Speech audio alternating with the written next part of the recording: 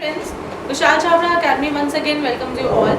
आज हम लेकर आए हैं क्लास 9 का chapter number 2 is matter around us pure. Matter जो हम लोगों ने पहले भी वैसे में जितनी भी क्लासेस ली हैं मैंने सीटेट की ली हैं, क्लास 9th में भी हम लोगों ने पढ़ा है और 10th में भी हम लोग पढ़ रहे थे जब क्लास हो रही थी कि मैटर का मतलब होता है पदार्थ, ठीक है, एनी सब्सटेंस जो कि जो जगह घेरे, जो जिसका कुछ द्रव्यमान हो, जिसका कुछ वेट हो, तो उसको हम कहते हैं मैटर, ठीक है। तो ये क्वेश्चन है हमारे पास कि इस मैटर अराउंड अस प्योर, कि हमारे जो चारों तरफ जो मैटर है क्या वो प्योर है। अब प्योर का क्या मतलब है? अच्छा, प्योर का मतलब होता है पवित्र, वैसे एक बात की जाए, लेकिन अगर केमिस्ट्री की बात की जाए तो प्योर का मतलब बिल्कुल डिफरेंट होता है, तो वही हम लोग पढ़ेंगे। Around us is not pure, हमारे जो चारों तरफ मैटर है, पदार्थ है, वो प्योर नहीं है। Matter around us is of two types, pure substances and mixtures. अगर केमिस्ट्री की बात की जाए, जैसे मैंने पहले कहा कि केमिस्ट्री में प्योर सब्सटेंस का मतलब डिफरेंट होता है, okay.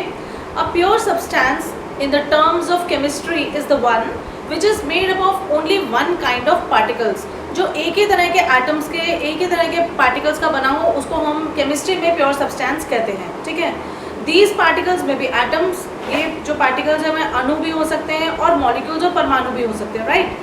So we can also say that pure substance is the one which is made up of only one kind of atoms, ठीक है। कहने का मतलब क्या है, जैसे सपोज हम लोगों ने, हमें मालूम है हमारे पास कितने सारे एलिमेंट्स हैं, जैसे कि सोडियम है, पोटेशियम है, इन सबको अभी मैं और डिटेल में बताऊंगी, और फिलहाल मैं ये बता रही हूँ कि जैसे सोडियम है, पोटेशियम है। अब सोडियम के जितने भी एटम्स हैं वो सब एक जैसे हैं, ठीक है, और पोटेशियम के जितने एटम्स हैं वो भी एक जैसे हैं, लेकिन अकॉर्डिंग टू डाल्टन्स थ्योरी, ठीक है, अभी हम वो भी पढ़ेंगे डिटेल में। अकॉर्डिंग टू डाल्टन्स थ्योरी क्या है, इसके एटम्स इसके एटम से डिफरेंट है, ओके फाइन। दीज पार्टिकल्स में भी एटम्स और मॉलिक्यूल्स, ये कुछ भी हो सकता है, एटम भी हो सकते हैं और मॉलिक्यूल भी हो सकते हैं। And a pure substance is the one which contains one kind of atoms. इसका मतलब अगर देखा जाए तो सोडियम जो है, इसमें all the atoms are alike, so it is a pure substance. इसी तरह पोटेशियम भी जो है वो एक प्योर सब्सटेंस है, क्योंकि इसके जितने भी एटम्स हैं they are alike, fine. A pure substance has a fix composition, उसका फिक्स कॉम्पोजिशन होता है, ठीक है। कॉम्पोजिशन मतलब फिक्स उसकी क्वांटिटी होती है, जो भी उसकी रेशो होती है वो फिक्स होती है, और उसके अलावा उनका फिक्स मेल्टिंग पॉइंट होता है, फिक्स बॉइलिंग पॉइंट होता है। मेल्टिंग पॉइंट को हिंदी में गलनांक कहते हैं, ठीक है, मतलब वो जिस टेम्परेचर पर गलता है, सॉलिड से लिक्विड में फ्यूज होता है, फ्यूजन होती है, तो उसको हम मेल्टिंग पॉइंट कहते हैं। और बॉइलिंग पॉइंट वो होता है क्वथनांक जिसे कहा जाता है, जिसमें कि एक लिक्विड जो है वो गैस में कन्वर्ट हो जाता है, ओके। अब प्योर सब्सटेंस आई थिंक आपको अच्छी तरह से समझ आ गया कि एक ऐसा सब्सटेंस जिसमें एक ही तरह के एटम्स होते हैं, फिक्स कॉम्पोजिशन होता है, फिक्स मेल्टिंग पॉइंट होता है, फिक्स बॉइलिंग पॉइंट होता है, right. Now we come to the impure substances so that it is easier to differentiate between the two, ठीक है। इम्प्योर सब्सटेंस क्या होता है? A substance, a mixture in which there are two और more different kind of particles. अगर आपके पास एक दाल है जिसमें कंकड़ है तो वो भी एक मिक्सचर है, राइट। Means a mixture contains two और more pure substances mix together. और ये भी हो सकता है कि दोनों प्योर सब्सटेंसेज हों, लेकिन उसको तभी मिक्सचर कहा जाएगा। जैसे कि एयर है, एयर में कितनी सारी गैसेस हैं, 78% नाइट्रोजन है, 21% ऑक्सीजन है, कार्बन डाइऑक्साइड है 1%, और उसके साथ इसके अलावा छोटे छोटे और भी चीज़ें हैं, वाटर वेपर है, वो सब मिला के तो एयर भी एक मिक्सचर है। लेकिन ये एयर कौन सा मिक्सचर है? होमोजीनियस मिक्सचर है। अच्छा, अब मिक्सचर में भी दो तरह के लोग होते हैं, एक होता है होमोजीनियस मिक्सचर और एक होता है हेट्रोजीनियस। वो मैं बताऊंगी वैसे आपको, अभी फ़िलहाल तो मैं आपको ये बता रही हूँ कि प्योर और इम्प्योर में क्या डिफरेंस है। बट फिलहाल आप ये जानिए कि होमोजीनियस मिक्सचर भी होता है और हेट्रोजीनियस भी होता है। होमोजीनियस जो होता है वो जैसे शुगर सॉल्यूशन होता है, हेट्रोजीनियस जो होता है जैसे चॉक का पानी हो गया, वो बस इतना अभी दिमाग में रखिए, ओके।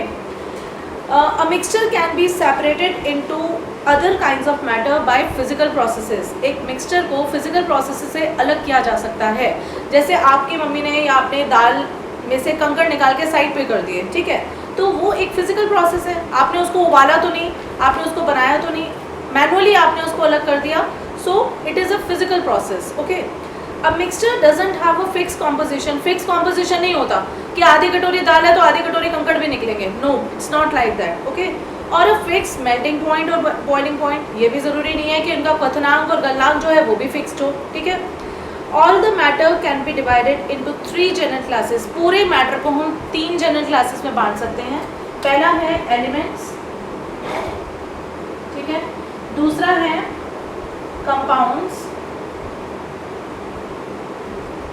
और तीसरा है मिक्सचर्स। ओके, अगर हम इसको टेबुलर फॉर्म में देखें ना तो ये मैटर है। ओके,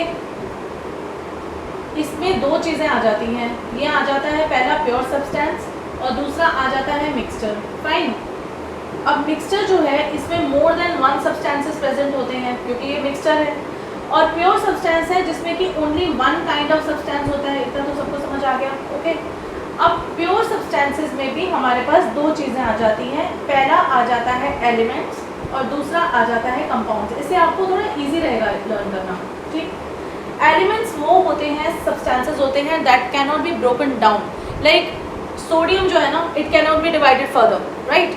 तो इसके लिए एलिमेंट जो है वो एक ही काइंड के एटम्स बनने होते हैं, और दूसरी बात होती है उनको डिवाइड करना नहीं, it can not be divided more. अच्छा, कंपाउंड्स वो होते हैं जो 2 या 2 से अधिक एलिमेंट्स के बनते हैं। एलिमेंट को हिंदी में तत्व कहा जाता है, ओके, और कंपाउंड को हिंदी में यौगिक कहा जाता है। तो it will be easier for Hindi medium guide also. ठीक है, कंपाउंड्स जो है वो क्या होते हैं कि वो 2 या 2 से अधिक एलिमेंट्स के तत्वों के मिलकर बने होते हैं। ठीक, होते वो भी प्योर सब्सटेंस है, जैसे H2O है। अब क्यों प्योर सब्सटेंस है जबकि वो 2 या 2 से अधिक एलिमेंट्स के बने हैं? फिर कैसे प्योर हो गए? Because they have a fix melting point, मतलब वाटर का तो ऑब्वियसली बॉइलिंग पॉइंट ही होगा। दे have a fix boiling point, और दूसरी बात हाइड्रोजन और ऑक्सीजन की जो रेशो है वो 1:8 होती है, 1:8 के अनुपात में होती है, विच डज नॉट वेरी, जो बिल्कुल चेंज नहीं होता। आप पानी बारिश का ले लो, आप चाहे पानी घर का ले लो, नल का ले लो, कहीं का भी ले लो, जो हाइड्रोजन और ऑक्सीजन की जो रेशो है ना, that will remain fixed. That is why this is a pure substance. ठीक है, आई होप कि अब ज़्यादा अच्छे से क्लैरिटी हुई होगी। इसी तरह से अगर हम मिक्सचर्स में आए तो मिक्सचर जो होते हैं वो भी 2 या 3 चीज़ों के मिलके बने होते हैं। अब इसमें भी मैंने कहा ना, होमोजीनियस मिक्सचर्स होते हैं और हेट्रोजीनियस होते हैं। अब हम डिटेल में बताते हैं होमोजीनियस मिक्सचर क्या होता है। होमोजीनियस मिक्सचर्स क्या होता है कि 2 या 2 सब्सटेंसेस जब कम्प्लीटली एक दूसरे के अंदर वो मिल जाते हैं, घुल जाते हैं, उनको अलग करना भी इजी नहीं होता, and we can not differentiate. अगर आपने पानी में चीनी घोली है, ठीक है, जब तक आप उस पानी को टेस्ट नहीं करोगे तो आपको पता नहीं चलेगा कि पानी के अंदर चीनी घुली हुई है, बिकॉज बोथ द सब्सटेंसेस जो है वो क्या है, एक बिल्कुल एक अच्छी तरह से उन्होंने सॉल्यूशन बना दिया है जिसको कि अलग नहीं करा जा सकता। ओके, अब हेट्रोजेनियस मिक्सचर्स में कौन से आते हैं? हेट्रोजेनियस मिक्सचर्स में आते हैं सस्पेंशंस और कोलॉइड्स। सस्पेंशंस और कोलॉइड्स। सस्पेंशंस होते हैं जैसे आपने रेत का पानी ले लिया, चौक का पानी ले लिया, अब उनको आप किसी ना किसी तरीके से अलग करोगे, जैसे फिल्ट्रेशन के द्वारा अलग कर सकते हो छलनी से। ठीक है, कोलॉइड्स में जैसे पानी और दूध का मिक्सचर हो गया, उसको भी आप अगर आप उसमें रे ऑफ लाइट डालोगे तो आपको उसमें से तब जाके पार्टिकल्स नज़र आएंगे, नहीं तो वो नहीं नज़र आएंगे। दूध और पानी को भी अलग करना बड़ा मुश्किल है। बट कोलॉइड्स जो होते हैं ना, हमेशा ध्यान रखना, they are always between the solution and suspension, मतलब वो उनके बीच की कैटेगरी है। They are neither solutions nor suspensions. उनको एकदम अलग करना इट्स नॉट ईजी, ठीक है, लेकिन उनके पार्टिकल्स एक दूसरे से नज़र आ जाते हैं जब हम रे ऑफ लाइट उनके ऊपर छोड़ते हैं। आपने देखा भी होगा जब सनलाइट में अंधेरे कमरे में छोटी सी स्लिट आ रही हो सनलाइट की, तो आपको छोटे छोटे पार्टिकल्स नज़र आते हैं। या फिर आप बड़े बड़े पेड़ों को देखो जंगलों में, तो उसकी कुछ जो ज़मीन पे हम लोगों को कुछ छाया नज़र आ रही होती है, कुछ जगह धूप नज़र आ रही होती है। तो ये जो छन के आती है ना चीज़, जिससे हमें अलग अलग हम देख सकते हैं, तो इस इफेक्ट को हम कहते हैं टिंडल इफेक्ट। क्या कहते हैं? Tyndall effect. और ये सिर्फ पर्टिकुलरली कोलाइडल सॉल्यूशंस में होता है, ये ना सस्पेंशंस में होता है रेत पानी वाले में, और ना सॉल्यूशंस में होता है चीनी और पानी वाले में। अगर आपको कभी भी ये कोई चीज़ याद करनी हो ना, सबसे पहले आप एग्जाम्पल से याद करो। लाइक सॉल्यूशंस है ना, सॉल्यूशंस में दिमाग में डालो नमक का घोल, चीनी का घोल। सस्पेंशन है तो रेत का पानी, चौक का पानी। कोलाइडल है मिल्क एंड वाटर। तो उससे ना it will be easier for you to know the characteristics of the या प्रॉपर्टीज ऑफ दी सॉल्यूशन, ठीक है, या mixture. Okay, now we come, अब हम डिटेल्ड करेंगे। अब हम पढ़ेंगे सबसे पहले एलिमेंट के बारे में। प्योर सब्सटेंस है ना, एलिमेंट के बारे में हम सबसे पहले पढ़ेंगे। देखो, the element is a substance which cannot be split into two और more simpler substances by the usual chemical methods of applying heat, light और इलेक्ट्रिक एनर्जी। आप जितना मर्जी जोर लगा लो, सोडियम मेटल को जितनी मर्जी हीट दे दो, जितनी मर्जी लाइट दे दो, कुछ भी कर दो, लेकिन ये अब आगे डिसइंटीग्रेट नहीं हो सकता, ये और टूट नहीं सकता, ठीक है, because it is a pure substance.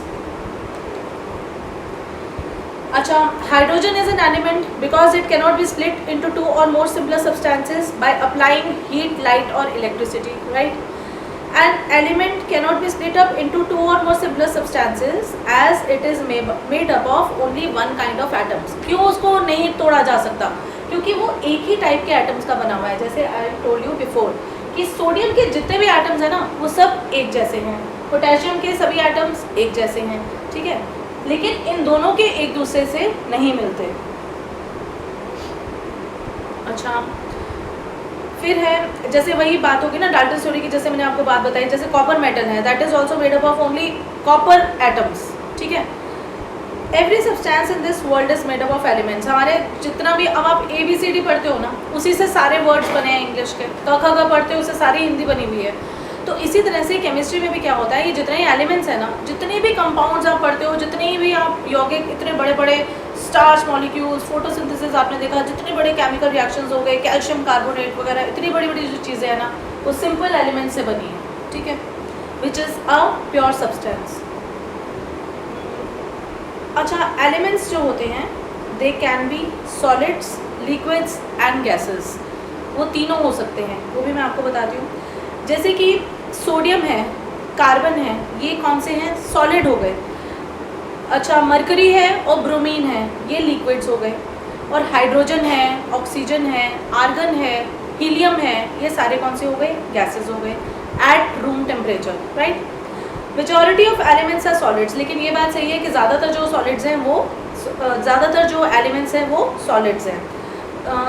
सिर्फ दो ही हैं, मर्क्यूरी और ब्रोमीन, जो कि लिक्विड एट रूम टेम्परेचर है, और बाकी काफ़ी ऐसे हैं जो कि गैसेस हैं, जो मैंने आपको एग्जाम्पल दिए, okay.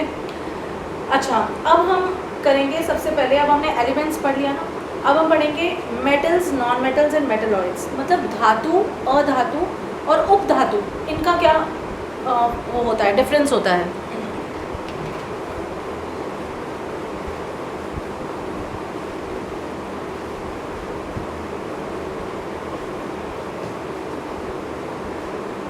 Metals, a metal is an element that is malleable. अब हम मेटल्स की एक्चुअली सारी प्रॉपर्टीज़ में आ जाएंगे, physical properties as well as chemical properties धातुओं की। अब आपको सबसे पहले फिजिकल का मतलब पता होना चाहिए, केमिकल प्रॉपर्टीज़ का मतलब पता होना चाहिए।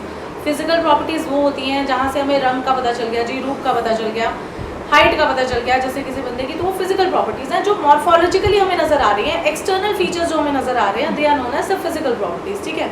और केमिकल प्रॉपर्टीज़ वो होती हैं जिसमें कि रिएक्शंस होते हैं, लाइक हाइड्रोजन प्लस ऑक्सीजन जो है, उसमें हमने इलेक्ट्रोलिसिस करा, इलेक्ट्रिसिटी सप्लाई करी इसको, तो पानी बन गया।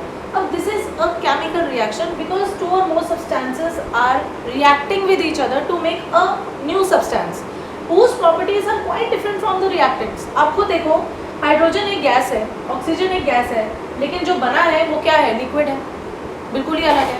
तो वो आ जाती है chemical properties, that's just the difference apart. तो will start with the physical properties of the metals. Metals are malleable. पहली प्रॉपर्टी कि जो मेटल्स होते हैं वो मेलेबल होते हैं। मेलेबल का क्या मतलब होता है, हिंदी में इसको अघात वर्तनीयता कहते हैं। स्पेलिंग एक बार चेक कर लेना। अघात वर्तनीयता या फिर जो मेलेबिलिटी होती है, it is the property of a metal to be beaten into the thin sheets, ठीक है। उसी की प्रॉपर्टी की वजह से एल्यूमिनियम फॉयल को हम रोटी की पैकेजिंग में देखते हैं, ठीक है। और उसके अलावा जितने कैन्स होते हैं उनके ऊपर आपने देखा होता है कि एल्यूमिनियम की फॉयल लगी होती है, थोड़ी वो मोटी भी होती है। ये इसी की प्रॉपर्टी की वजह से कि मेटल्स जो होते हैं they can be drawn into the thin sheets, ये फूड पैकेजिंग वगैरह के भी काफ़ी काम आते हैं। एल्यूमिनियम है, ठीक है। कॉपर भी काफ़ी हाईली मेलेबल है, that's why aluminium foils are use for packing food items like biscuits में भी, चॉकलेट्स में भी होता है, ठीक है राइट। तो ये समझ में आ गया कि पहली चीज़ मेटल जो होते हैं वो मेलेबल होते हैं, अगाध वर्णीयता होती है, राइट।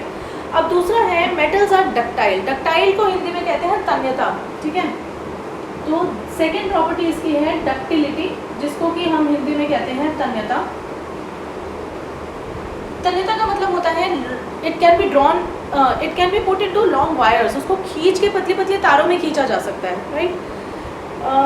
जैसे कि आपने देखा है कि कॉपर की जो वायर्स होती हैं ऊपर तो सारी प्लास्टिक की कोटिंग होती है ना, जो तारें होती हैं अंदर तो कॉपर वायर्स जल रही होती है ना, जो बिजली की तारें होती हैं, ठीक है। This is because of this property of ductility that the copper wires are use in the electricity. अच्छा, गोल्ड और सिल्वर भी काफ़ी डक्टाइल होते हैं, कॉपर भी होता है डक्टाइल और एल्यूमिनियम भी काफ़ी डक्टाइल होता है, काफ़ी तन्यता उसमें होती है। ये वो चार एलिमेंट्स हैं जिनमें सबसे ज़्यादा तन्यता होती है। ये कई बार पूछ लेते हैं, MCQ में भी पूछा जाता है। ये हो गया गोल्ड, ये हो गया सिल्वर, ये हो गया कॉपर और ये एल्यूमिनियम, ये सबसे ज़्यादा इनमें तन्यता होती है, the most ductile metals, okay. तीसरी चीज़ जो आती है वो आती है कि metals are good conductors of heat and electricity. वो हीट के और इलेक्ट्रिसिटी के, विद्युत के सुचालक होते हैं। गुड कंडक्टर्स मीन्स सुचालक।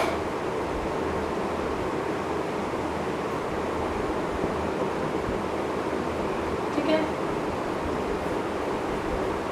Metals like silver, copper, aluminium are good conductors of heat, ठीक है। Silver has quite high thermal conductivity, it is the best conductor, ठीक है। अगर कंडक्टिविटी की बात की जाए तो ये भी पूछा जा सकता है MCQ में या क्वेश्चंस में, शॉर्ट क्वेश्चन में वन मार्कर्स जो है कि सबसे ज़्यादा किसकी कौन कंडक्टर होता है, तो वो सिल्वर होता है, इसकी सबसे ज़्यादा इंक्रीज होती है, ठीक है, ओके। फिर है कि इसी वजह से वो गुड कंडक्टर्स होते हैं, इसी वजह से तो हम लोग कितने हमारे घरों में जो यूटेंसिल्स होते हैं वो बनाए जाते हैं, कुकिंग यूटेंसिल्स, वाटर बॉयलर्स क्यों बनाए जाते हैं, कॉपर के, एल्यूमिनियम के, because they are the good conductors of heat, ठीक है। और लेकिन एक्सेप्शंस हर जगह होती हैं, एक्सेप्शन यहाँ पर भी है। तो यहाँ पे जो पोरेस्ट है, जो गुड कंडक्टर्स नहीं होते, उल्टा पोरेस्ट कंडक्टर्स ऑफ हीट होते हैं, वो होता है लेड और मर्क्यूरी। ये भी ध्यान रखने वाली चीज़ है, प्लीज़ इसको याद रखिएगा। ये सारे एक एक वन मार्कर क्वेश्चन हैं, they are very important regarding papers, मतलब examination point of view, okay. फिर है metals are good conductors of electricity also, ठीक। Silver is the best conductor of electricity, यहाँ पे भी यही था ना, तो यहाँ पे भी यही है कि जो सिल्वर है that is the best conductor of electricity. Electric wires are made up of copper and aluminium metals because they are very good conductors of electricity, but यहाँ पर भी exceptions हैं। Metals like iron and mercury offer the comparatively greater resistance to the flow of current. Exception क्या है कि यहाँ पे जो iron है और जो mercury है वो they give the resistance to the flow of the current, रोकते हैं वो flow of current को। So अगर वो रोकेंगे flow of current को तो क्या होंगे? They will be the poor conductors of electricity. क्या होंगे? They will be poor conductor of electricity because they are stopping the flow of current. They are giving the resistance to the flow of current, right?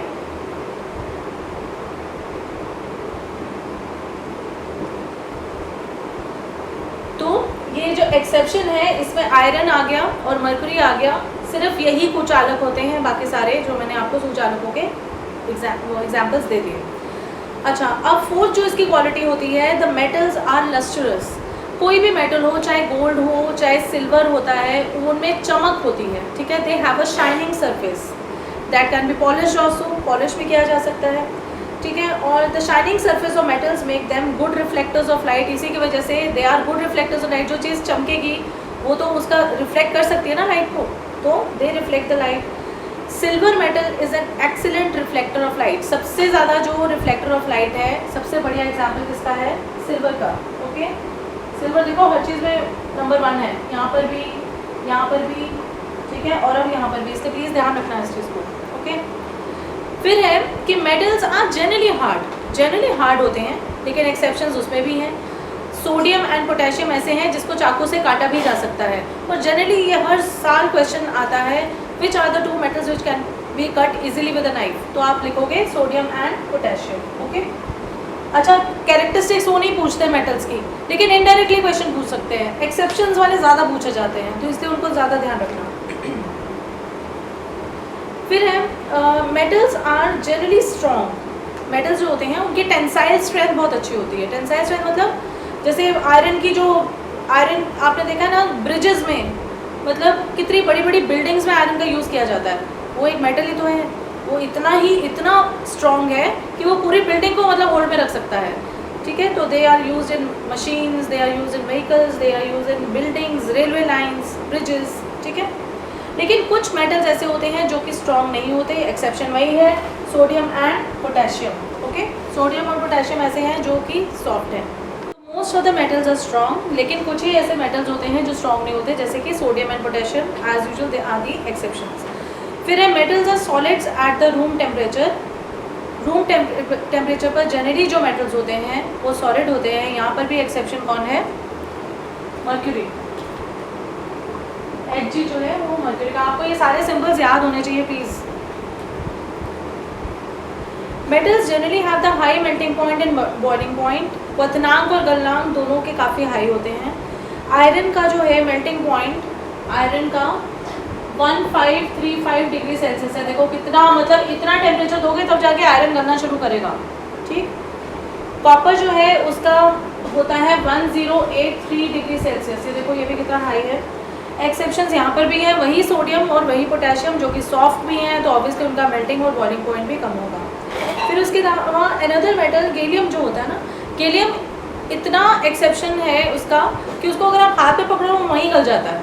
तो gallium is सुपरली, मतलब उसका gallium को तो काफ़ी highly exceptional है। वो highly exceptional है कि उसको हाथ पे पकड़ोगे तो वो गल जाएगा। ठीक, ओके, ये काफ़ी जनरली आता है हर साल पेपर में। फिर है मेटल्स है हाई डेंसिटीज़। डेंसिटी आपको मालूम है मास पर यूनिट वॉल्यूम होती है, कितना उसका मास है, कितना भार है और कितनी जगह में, that is known as density. घनत्व भी कहते हैं जिसे। और मेटल्स जो होते हैं दे आर हैवी सब्सटेंसेस और उनका जो घनत्व भी ज़्यादा होता है। और जैसे आयरन की जो डेंसिटी है वो 7.8 ग्राम पर सेंटीमीटर क्यूब है। ठीक है, विच इज़ क्वाइट लार्ज, अच्छी खासी है। लेकिन यहाँ पर भी कौन एक्सेप्शन है? Sodium and potassium. ये प्लीज़ ध्यान रखिएगा। ओके, फिर है मेटल्स आर सोनोरस। सोनोरस मतलब उनके अंदर आवाज़ होती है, खनक होती है। सोनोरस को हिंदी में खनक कहा जाता है, मतलब उनके अंदर खनक होती है, राइट। और रिंगिंग साउंड होती है। मंदिर में जो घंटियाँ होती हैं वो भी इसकी वजह से मेटल की होती है ना। ठीक है, स्कूल के अंदर जो घंटी होती है टन टन करके जो बजती है, that is only because of this thing that metals are sonorous. Okay, metals usually have a silver और ग्रे कलर। जनरली उनका धातुओं का कलर ग्रे और सिल्वर होता है। कुछ ही धातुएं जो होती है वो एक्सेप्शंस होती हैं, जैसे कॉपर है उसका रेडिश ब्राउन कलर होता है, गोल्ड है जिसका येलो कलर होता है। ठीक है, तो ये हमारी फिजिकल प्रॉपर्टीज़ थी धातुओं की। अब हम अगली क्लास में नेक्स्ट टॉपिक जो करेंगे वो नॉन मेटल्स का करेंगे, अधातुओं का। ठीक है, so please like and share my channel and press the bell icon, जिससे कि आपको मेरी आगे आने वाली वीडियोस का पता चल जाए। And you have any queries, any questions, you can ask me in the comment box. Till then take care, bye bye.